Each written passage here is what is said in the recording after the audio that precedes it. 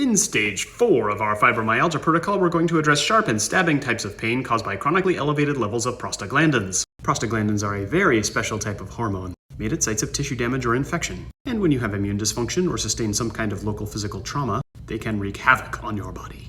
If you ever wondered why old injuries hurt during a fibro flare, this is why. Chinese medicine calls this stage blood stasis, and that's why women with fibro who experience this type of pain also tend to have very painful menstrual cycles.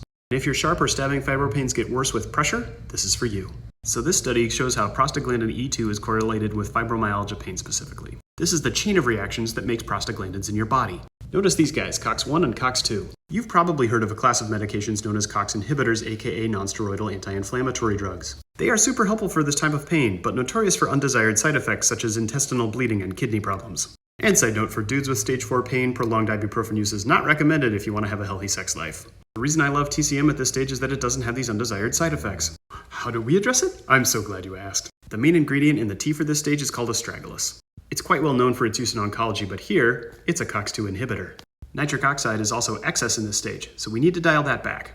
And by adding the famous women's health herb dongquai, aka Angelica sinensis, we're able to deal a 1-2 punch to nitric oxide and prostaglandin E2 at the same time. Ingredient number 3 is quenchong.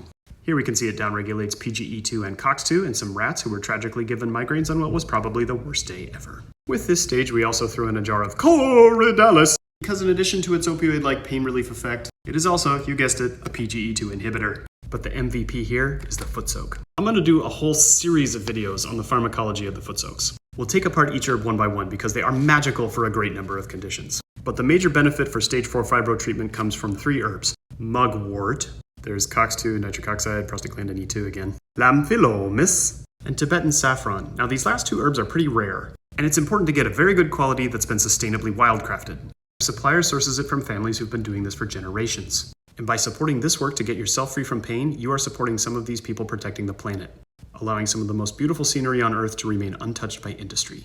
Thank you.